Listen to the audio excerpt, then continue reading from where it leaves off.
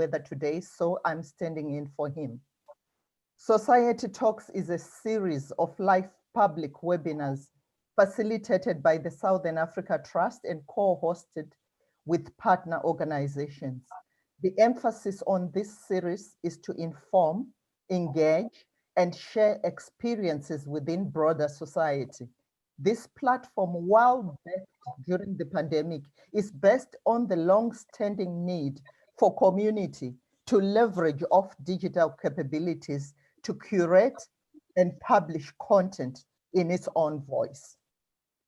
Today, the topic of our discussion is the role of community foundations in the preparation for future pandemics. We had our first webinar on community foundations in the beginning of June, in which we discussed the experiences of community foundations amidst COVID-19 responses.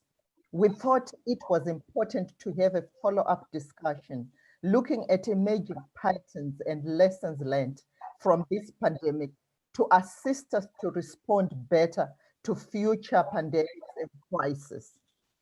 Nations of the world, great and small, rich and poor, are built on the shoulders of communities. And in all our communities, foundations, and community-based organizations often play very critical but unsung roles that inject energy, innovation, and development into the lives of millions of people. Community-based organizations also often identify challenges that, if unchecked, grow into national and at times international pandemics. However, as societies, we rarely get to take a chance to learn about what goes on within these organizations, what drives them, and how they are resourced. Today's edition of Society Talks, we are joined by two exceptional leaders working with community-based organizations in the Comoros Islands and Angola. From the warm Indian Ocean islands of the Comoros, I have Halima Miradji, who is a co-founder and vice president of IMARA Comoros. Halima is also a Mandela Washington Fellow. She completed the Young African Leaders Initiative program in 2014 in the USA, where she studied civic leadership. In 2016, she went on to complete the Yali Regional Leadership Center program in South Africa. From Angola, I have Manuel Mfulutoma, who is the Executive Director of Youth Association for Angola Community Development, in Portuguese abbreviated as ADIGECA. He is an expert in mining and environmental monitoring. This is going to be a 60-minute panel dialogue. I will start by giving time to our panelists to introduce themselves and their organizations. I will then ask them specific questions. As the discussion progresses, please feel free to ask questions and comments using that chat section on the right-hand side of the screen. In between the discussion, I'll be reading your comments. I will start by asking our panelists to tell us more about themselves and their organizations, starting with Halima. Please help me welcome Halima. Thank you very much. Hello, everyone. My name is Halima Miradji. I'm from Comoros. I'm the co-founder and the vice president of IMARA Comoros. IMARA Comoros is an NGO that was created in 2015. The goal of IMARA is to empower young women and boys in through different fields. So we do education, but education with E, with capital E. So our major focus is we work on art, we work on STEM, and we do leadership and youth rights. So when we created the organization, we faced challenges in having parents and people letting out their children joining the organization. But with the time now, we have counting like 100 youth who are really engaged in the organization, doing different activities, learning, and have been participating in different challenges in robotics. Last year, they went to Dubai to represent us, the Comoros, in a STEM challenge, which we win the first bronze, we say bronze medal. So we have been doing a lot of things in the island to empower those young people, but also to give them a voice, and facing challenges that we are facing every day in terms of gender equality, and also having a voice, being heard and knowing their rights, but also being able to take lead and involve themselves in their communities by taking actions and doing other things in their community. So so far, that's what we are doing in the organization, and so many things that we are doing. So we organize events every year. We have different events, either it's in art, either it's in leadership. We have organized these conferences, and so we have done a lot of things in the community to empower those young people, and who become now young leaders who are leading sessions and raising voice and raising awareness in their communities, and so on. Thank you.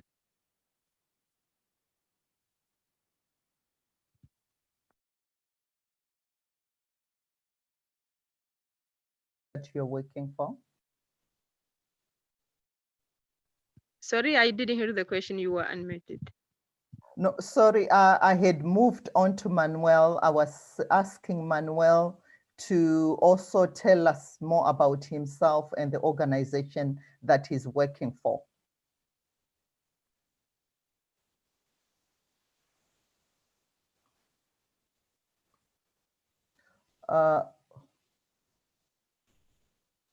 Manuel, can you? Okay. Yes. Okay. Good afternoon, everyone. So my name is Manuel Mfulutoma, as Lydia already said. I work for Youth Association for Angola Community Development, call it in Portuguese Ajudeca.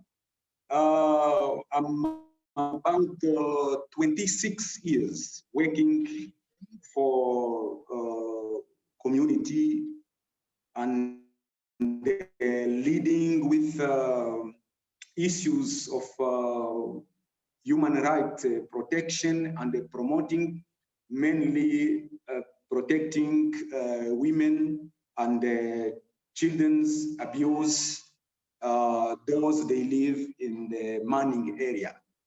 So Ajudeca is a no-profit organization founded in 1994 by a group of young people from different churches to protect a victim of abuse, as I already said, and also to teach community how to lead with different kind of violation from policemen's people, for crookmen, and also for mining industry. As you know that in the mining, we have a lot of kind of human right violation.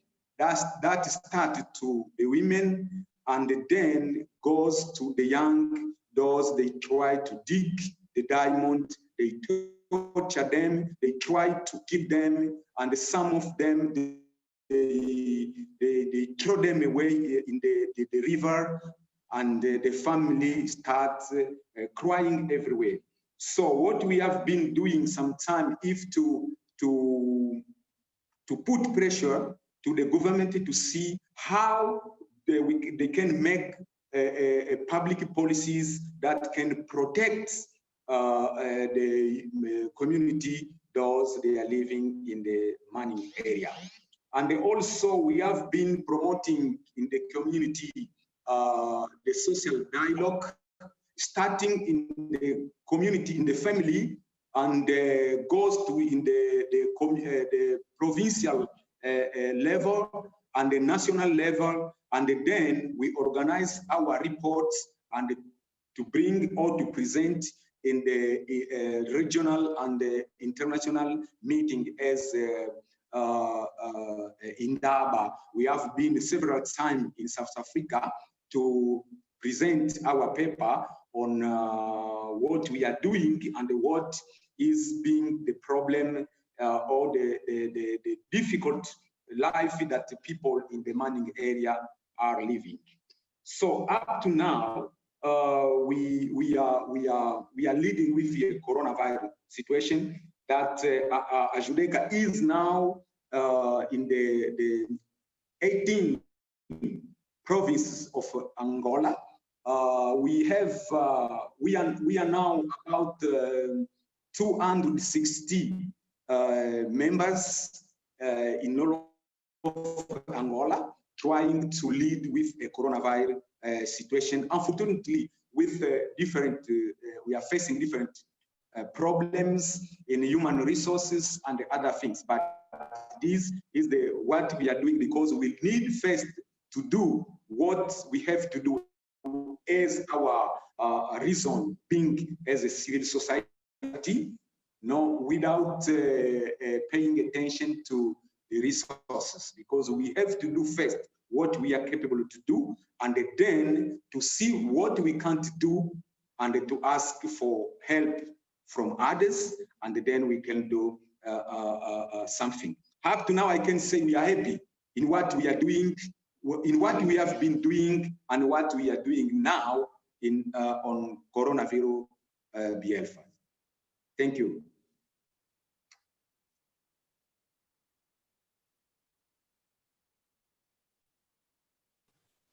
Thank you, Manuel, for that introduction to your organization. Now I'm going to move on to the issues of the COVID-19 that we are facing currently. I want to start by asking a question to, I'm going to ask a question to Halima. How was the response to COVID-19 in your country? Firstly, by your organization, and then by other community-based players. Assessing your community's immediate needs, were you adequately resourced to deal with this pandemic?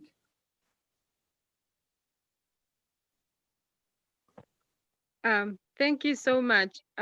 So in terms of COVID, the situation is still not easy. So in our organization, when before even it was announced officially by the government that the COVID has reached the island, so our organization, we have so far what we have been doing is working together as the founders of the organization. We contribute money from our our salaries. So when it happened, when it was before it was officially announced, so we had to take action. We thought that this is an issue, this is a big issue, and everyone has to contribute the way that they can.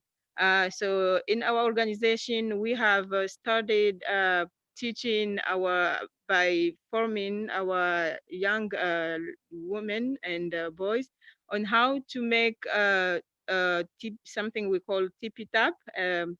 It's a it's it's a way of you like preventing the spread of the COVID.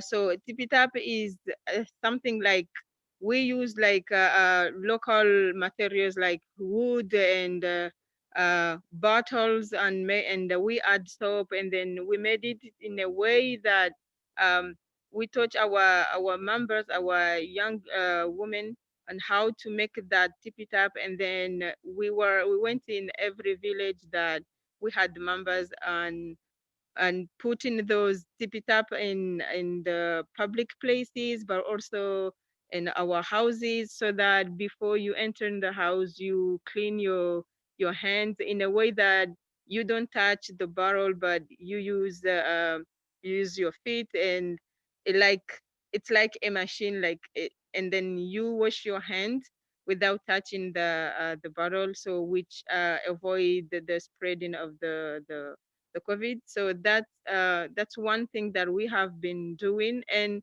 it didn't require a lot of work, a lot of finances.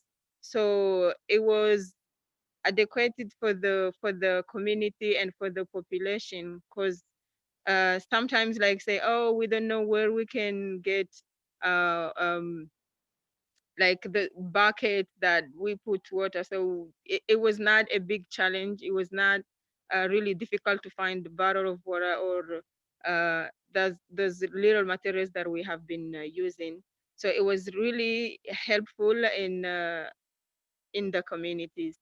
And another thing that we have been doing in order to help to contribute in stopping this pandemic, we have been making like face mask for that we first we made for ourselves, for our members, our kids, and then we made some that we went to different places, like we went to places that we know that there is a high risk of contamination, because those are places that people go very often, like in the market, like in the bakery, like in the hospital. So we made those masks, and then we send them to those places for them to use, and it requires an amount of money, but it was fine. We were able to manage, and did the way that we could in our way with what we had. So those are things that we have been doing, but also we didn't stop there. We were really thinking, and we're still thinking of how our youth can still have education. For example, like school have been closed, like uh, the lockdown, so people don't go to school, and we have thought on how can we keep our kids in the learning process.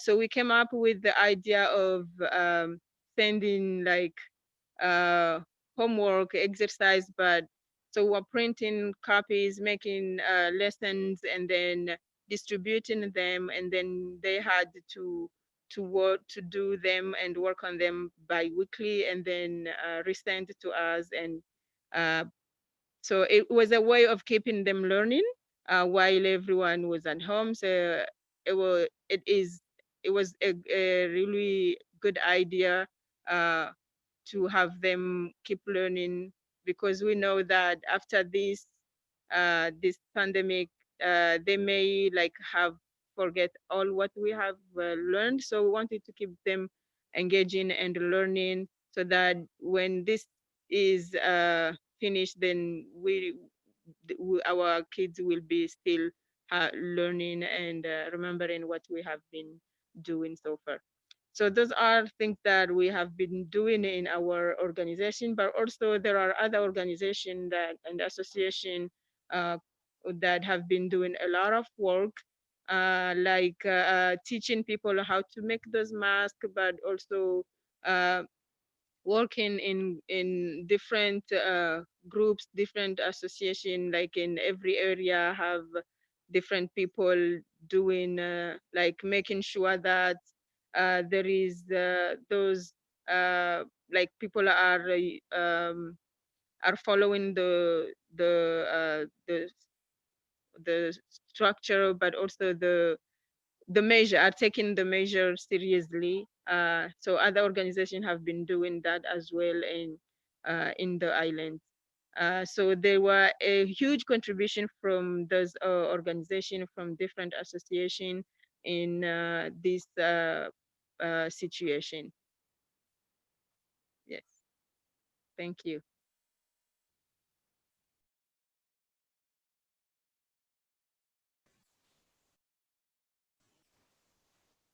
Thank you, Halima. I'll ask the same question to Manuel. How was the response to COVID-19 in your country, firstly by your organization and then by other community-based players? Assessing your community's immediate needs, were you adequately resourced to deal with the pandemic?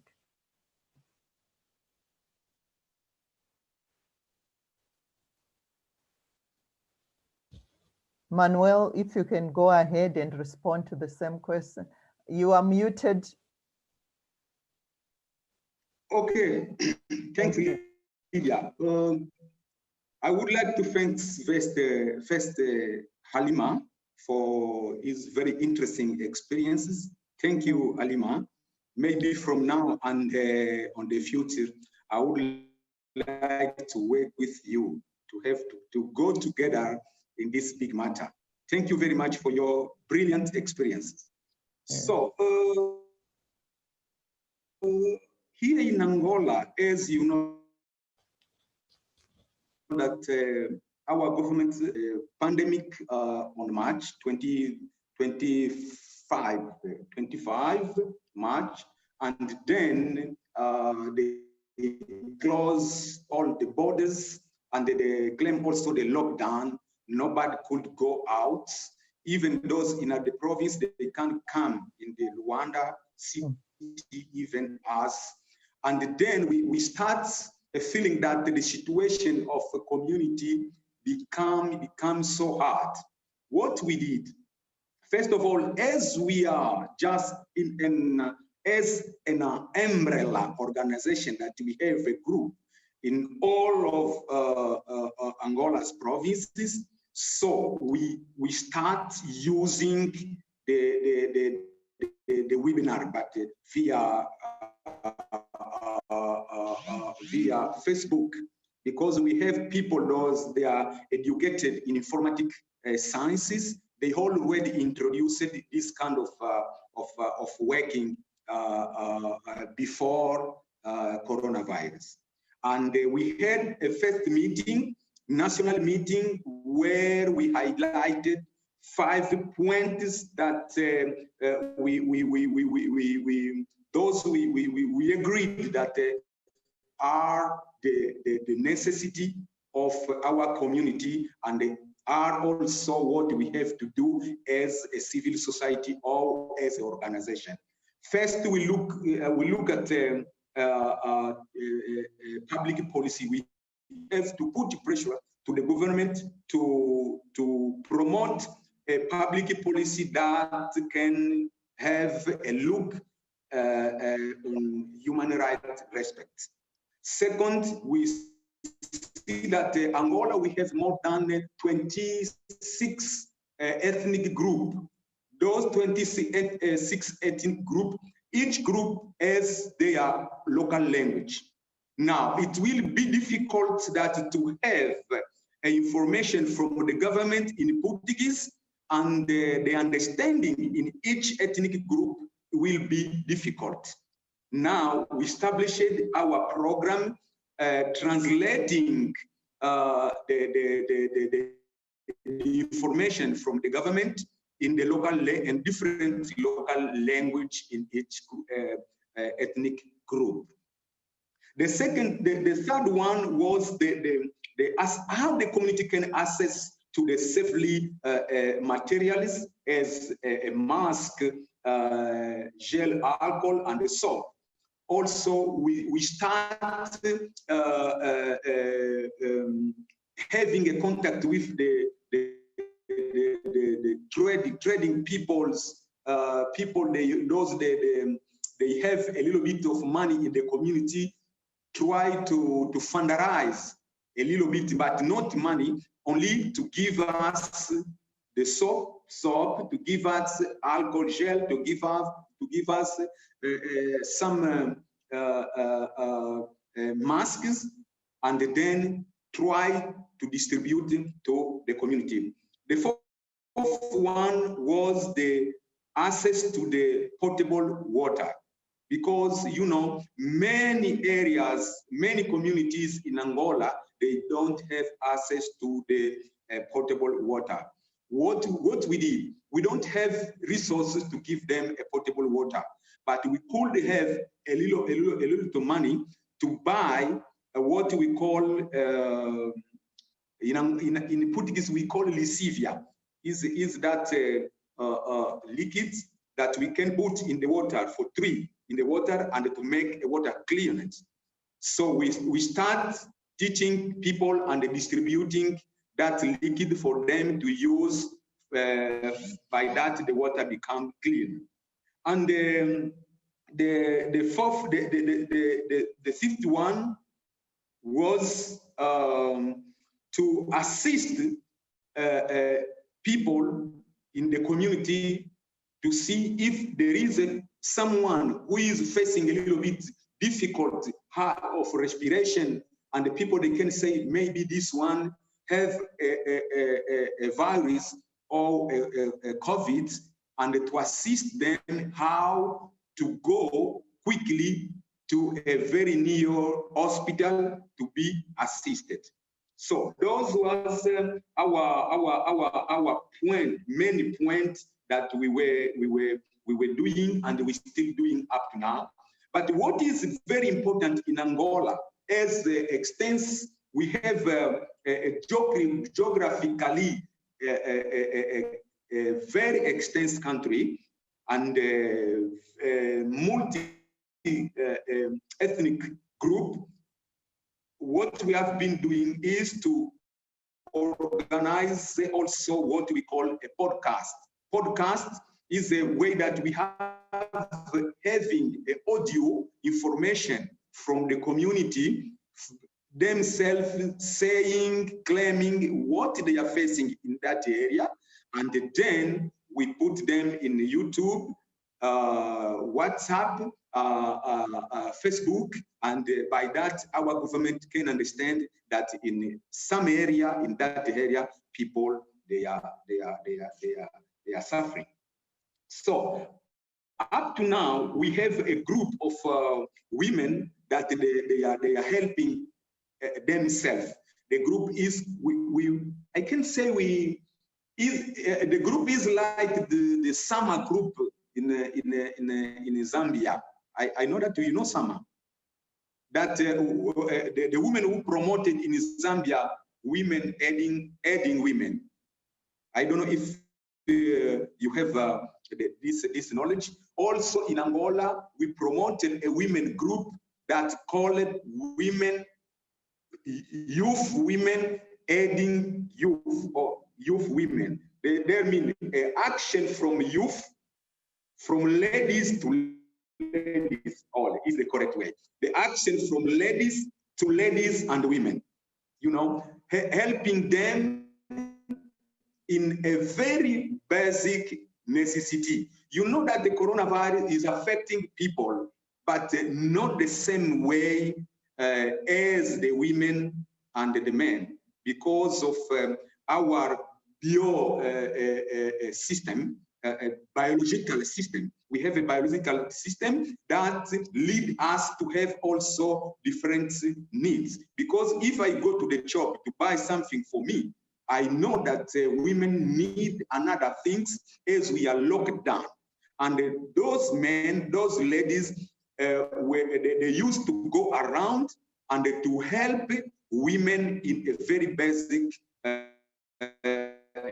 necessity, to buy what we say the algodon, those materials that women can use, and to distribute. If also women have a basic necessity to see, I can't go out, but please help me, and then they can take a little money and to go in the shop protectively and to come to give to the women. So I can say, up to now, what is taking place now is translating every kind of program policies, measures that our government is putting in place. What is our work is to translate in different local language and to spread in Angola, and each ethnic group can understand very well from itself.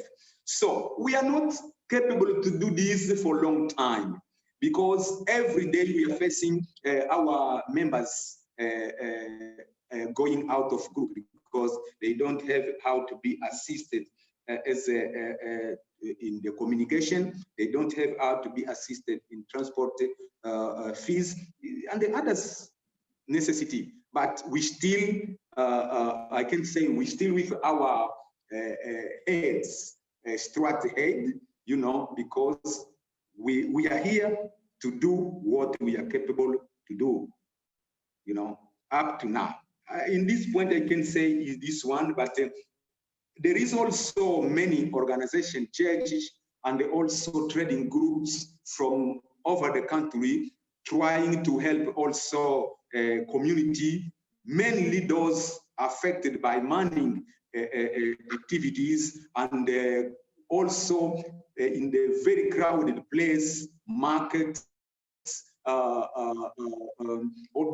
Also in Angola, we have a very, where can I say, the community that with a very bad construction system. And in this area, you can find in a very small square, a lot of people living in the same place. Those are qualified as a risk group also in what talking about the contamination. And those are the group who have been paying firstly attention,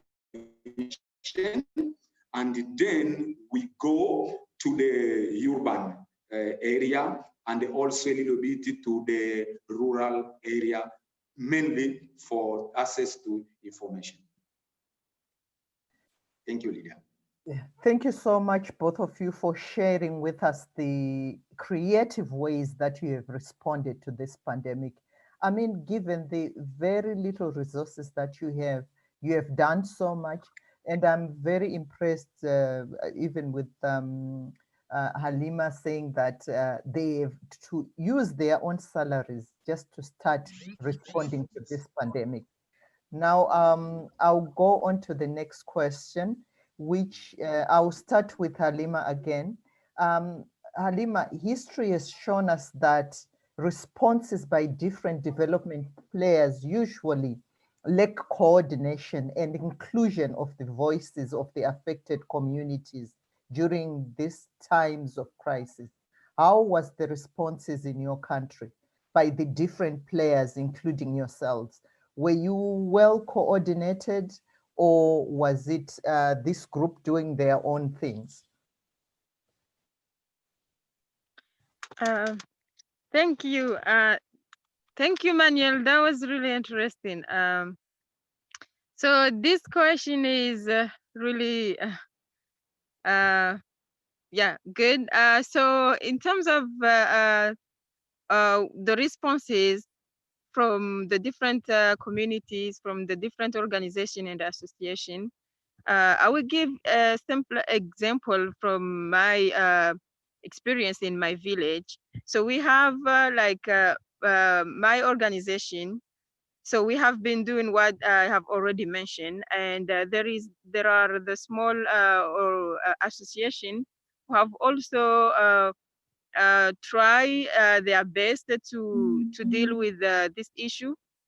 But again, as it mentioned, the coordination was not really well thought, because you will find an association, they decided to make face masks.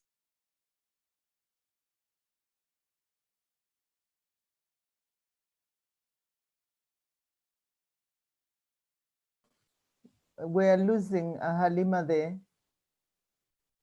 I think her connection is, okay, let's hope we get her back.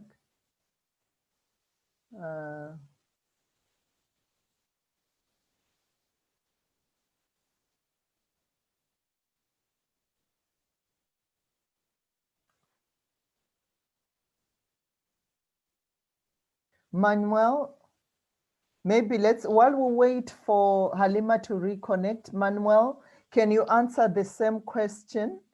Let me read it again. History has shown us that responses by different development players usually lack coordination and inclusion of the voices of the affected communities during times of crisis. How was the response in your country? Was it well coordinated? Were you working as a community of development players, or was each organization doing their own thing?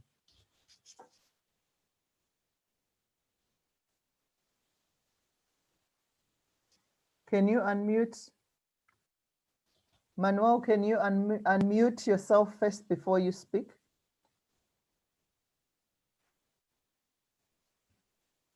Okay.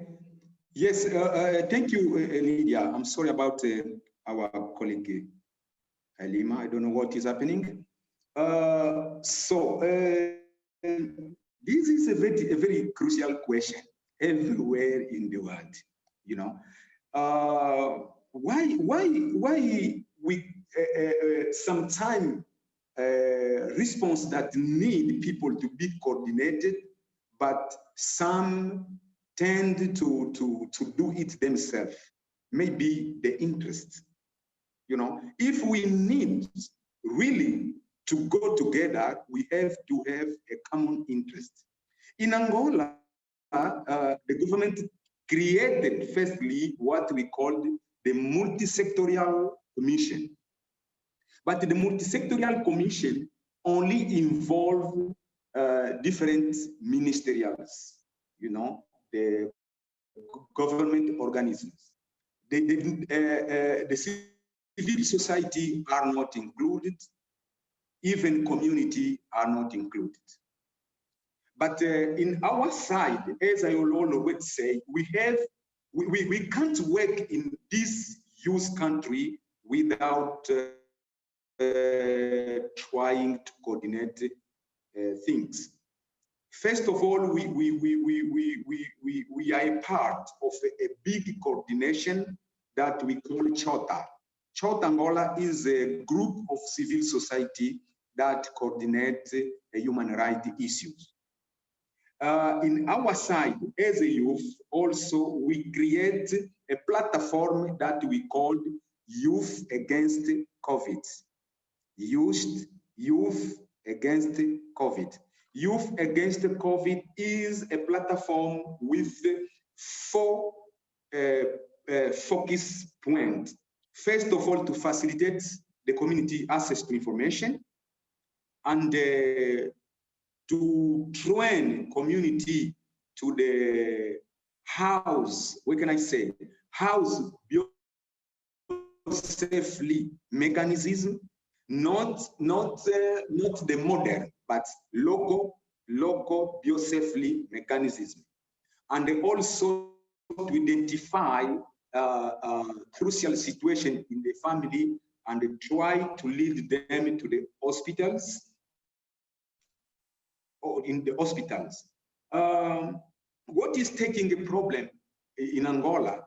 We have many organizations that they are doing many things, but sometimes the coordination depends to what we call in Angola partidarism system.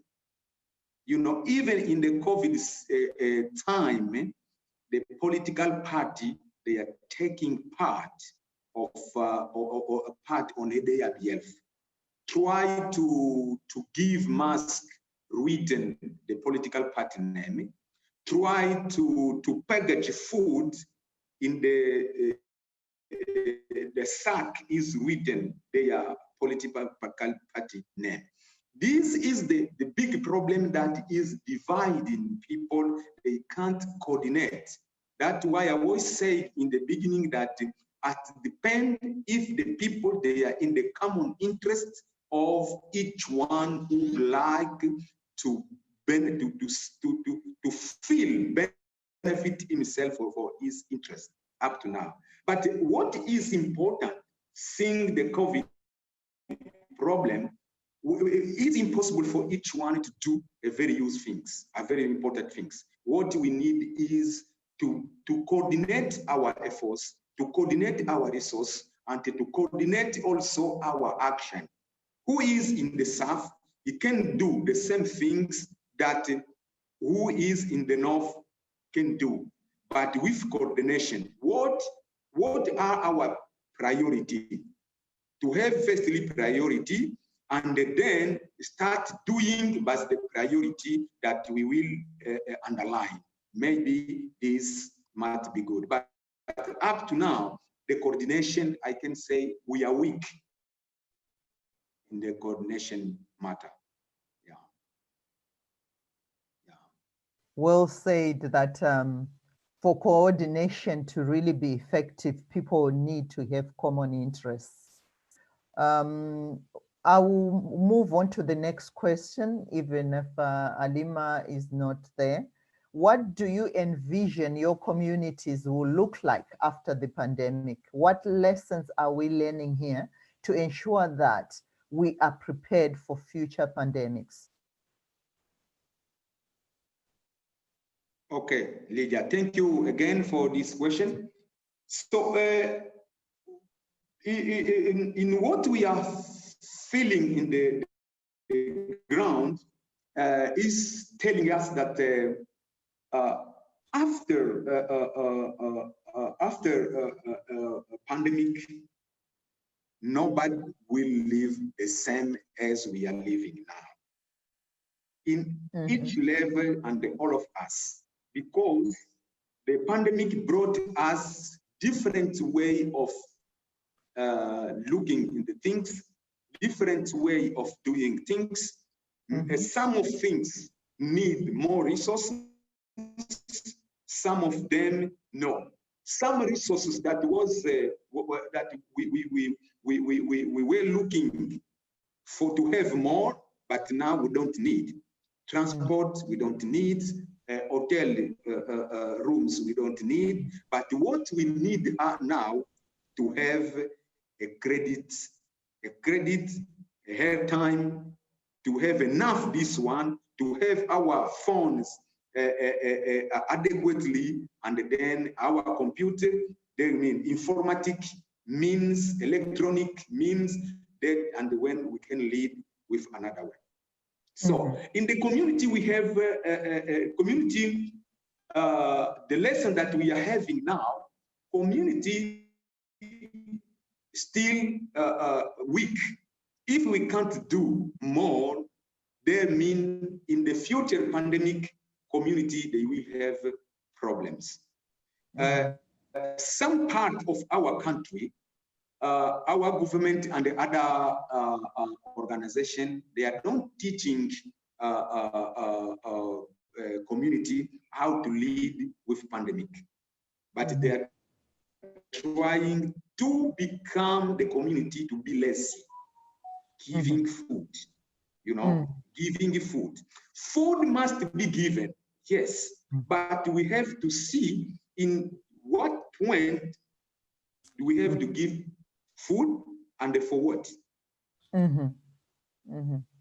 If to give food to support them, for them to do something that can become, can bring them to become capable for them to lead themselves for pandemic, and then I can say yes, it's good because it's a support, but not giving, saying it to people to stay there and giving them food. What is that taking in? Where is it taking place in Angola?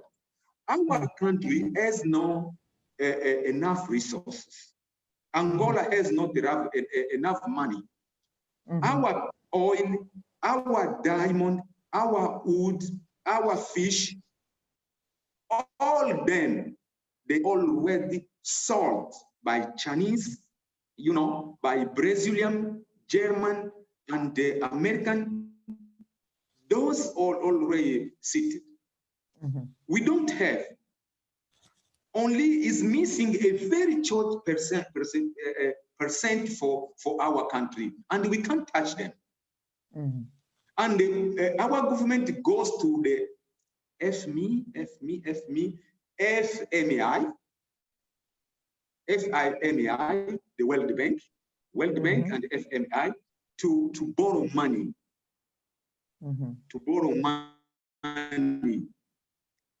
to give salary to the people, to give food to the people. No. What our organization is doing is to try to push the community agenda to see to the land, to see that if we do our effort using the land, maybe the land will give us in the both of future food to eat, but not waiting for other one to come and to give us food, you know. And they also organizing community according to their local behavior. Because as I already said that we have a multiple ethnic group. If each group have their own way of living, they have some necessity that they can ask from other group, but themselves they already have the where we say the local form, the local way of they can live. Now what we need is to capacitate them to be more compliant to local system, to do more, to develop some ways of living, and then they can be prepared for future pandemic. Because a COVID pandemic was surprised all of us, from the government to the community. Nobody was prepared to have a COVID pandemic. No, but now in each day, all of us, even the community, are being prepared step by step. But we do need to accelerate their preparation for future pandemics. Thank you, Manuel. Actually, that was very informative, and the fact that with this pandemic, the future that we want is very dependent on technology. How are we going to have our poor communities connected so that they get information quickly, like everybody else in towns? So it's going to be very important in future pandemics. Actually, Halima is back. So thank you so much, Halima. I'll pose this question to you as well. What do you envision your communities will look like after the pandemic? What lessons are we learning here to ensure that we are prepared for future pandemics? Actually, with this pandemic, I think we have learned a lot. So what are we learning? What future do you envision in communities in the Comoros? Okay, thank you. And I'm so sorry I got disconnected. That was poor network, but alhamdulillah, I'm back. No, we understand you had mentioned it, that you didn't have electricity. Yeah. You can go ahead. Yeah. So in terms of preparing for the,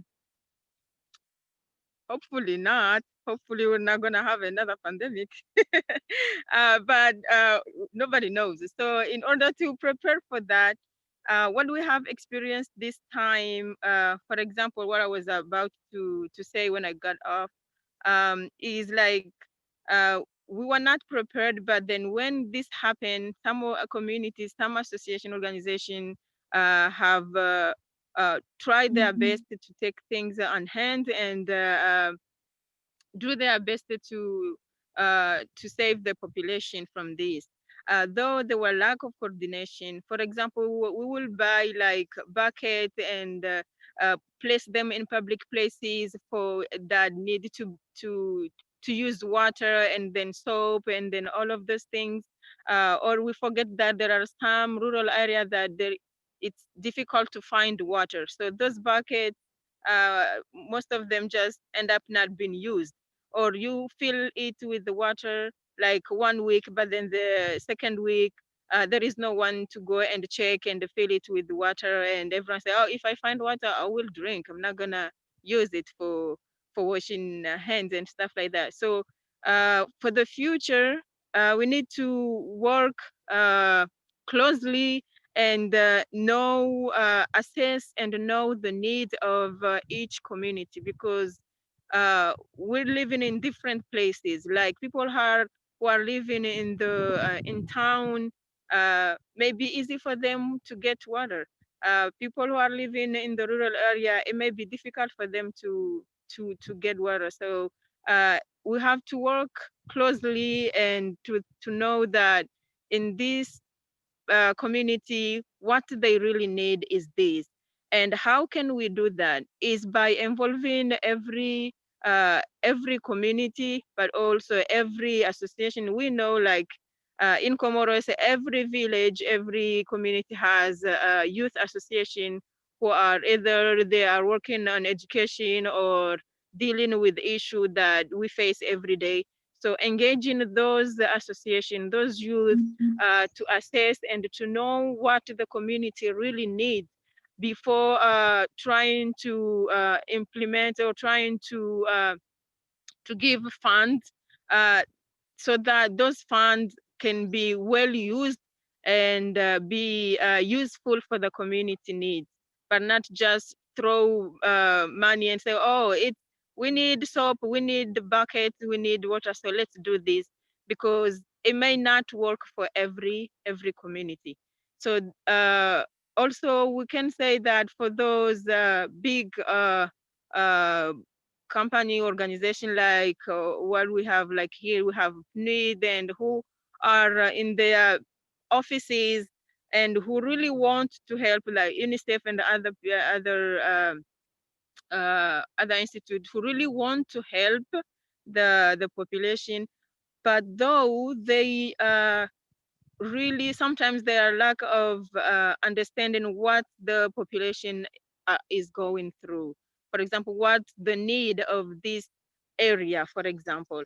So working closely with them as well, or when they have this fund or this money they want to use it and help people, but know exactly how they can help them by, I don't know, maybe engaging the association, those communities, the NGO, the local NGO, meet with them and discuss with them so that they know what we really need before taking any action. And that goes for, I would say, for the government as well. But let's just stay in the communities and the association organization, because those are the ones who have been really dealing with this pandemic issue. Like what we have seen, what we have experienced, it's all the association, organization, communities, leaders who are really taking care and dealing with this than the government. So for those big NGO organizations who really need to help they really need to work closely with the youth association and organization and know how we can work together so that all our work be useful, but not just, throwing money through windows without getting any good result. Yeah, that's what I can say. Okay, thanks. Well said, Halima. I think this actually brings out the importance of coordination and making sure that the big organizations, the big corporations work with organizations like yours who are working in the communities, who know what the communities need. So that's the importance of coordination. Now, actually, this is a very interesting discussion, but we are running out of time. We have 4 minutes to wrap up, unfortunately. We got carried away. And I just want, as a final message, to those listening, to development, to other development players, to donors, to government? What would you want? I would like I'll give you a minute each to respond to this question. How can community foundations or community organizations be assisted to ensure that they survive and create resilient communities that can respond better to future pandemics? So what are you looking at what kind of assistance do you think will assist organizations like yours to survive? Because you are very important when it comes to crisis situations like the ones we are in. How do you want to be assisted so that you survive and you continue to do what you do best and you create the resilience that communities need to survive in situations like this? Can I start with Halima? Can we start with Manuel? Okay, Manuel, can you take that one first? Okay, good. So we are running in the same way. We are running in the same way. I'm doing my best that you are understanding very well my English. I'm happy about that because you know. So taking advantage of time, I can say first of all we have to understand that the basic organization lead exactly in day-to-day of community. They know very well what are the community problem, and the community also, they knows them very well. And there is no misunderstanding. They know each other. In that, everything will run well. But what we need, first of all, in our day-to-day, you have been losing the human resources because of what? The youth come in your association, in the youth association. You train them, but sadly, you would like to have a salary to another employer, and they go. Is the problem? We don't have how to support our human resources. The support that we need is first know-how, because we are now in a new, we cannot say, the knowledge economic. We are in the time of knowledge economic knowledge. That is the time we are now. We need the new system of communication. We need to be trained in this because there is a difference. And also, we need also to have a little bit to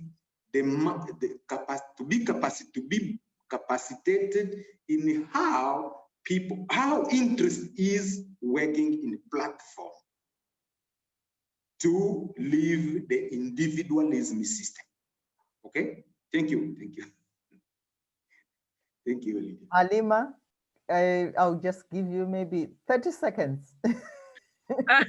We are already running over time. Okay, so adding to what my brother has said, so I will say, for example, in our organization, as I mentioned before, is all what we have been doing. So we are volunteering. We know that everyone has to contribute in the development of their country, of their community. So that's why, like, it's fine for us to use the money that our salary in contributing on that. But in some point, it happened that it's become like sometimes we need a lot of funds to do what we want to do, like all of our planning. Like we need really funds to do that. So having people supporting, or just supporting us, it can be local NGO in all what we have been doing, that could be great. But also another thing is that sometimes we just need to find information. Like we want to go to this ministry, or we want to work with this local NGO, this local yeah, this ministry, but getting in touch with them or finding the resources that we are looking for somehow can be challenging for us. So having like knowing that there are people out there who are really want to do things and know them and work with them, that will be really useful, and that will be really helpful in doing what we want to accomplish. So just little support from but also knowing that, and but also it can be also mental support, because sometimes people will say, what are they doing? All what they're doing is nonsense. Look at them doing this. Like people will be like throwing rocks like to us when they see us doing things that have never been done or have never been seen in the community. But so far it's fine, but things like that will be really helpful and support. So just little support and acknowledge that what we're doing for everyone, for every one of us, but it's not like personal work would be great. Thank you so much. We've run out of time. I would have wanted to continue with this discussion. And I just want to say quickly, from people who have been listening, they are very happy to see. There's comments that we're very happy to see, were panelists from Angola and Comoros. So you have been appreciated so much. But I can't read all the comments now because we've run out of time. What I want to say quickly before we close is just to thank our panelists for their insights and our participants too for actively participating and sending their comments. We're looking forward to seeing you again in the next webinar. I just have a quick announcement. Tonight at 11 p.m. our time, there is going to be a community immunity live streaming concert, which will be headlined by internationally renowned music artist Babal Mao from Senegal. So with the largest youth population in the world, Africa is home to the farmers, miners, artists, designers, traders, and macro entrepreneurs of tomorrow. Show your support to this benefit concert for the youth of Africa by streaming live via our Southern Africa Trust Facebook page and by giving you generous donations.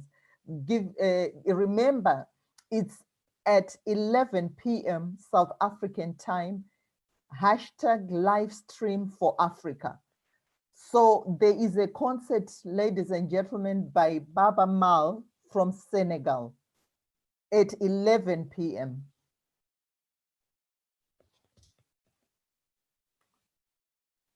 Thank you so much, everyone, for showing up. Thank you so much, Halima and Manuel. This has been a very interesting discussion. Thank you so much. I hope we'll continue with this discussion in the future. Thank you so much, everyone. Bye-bye.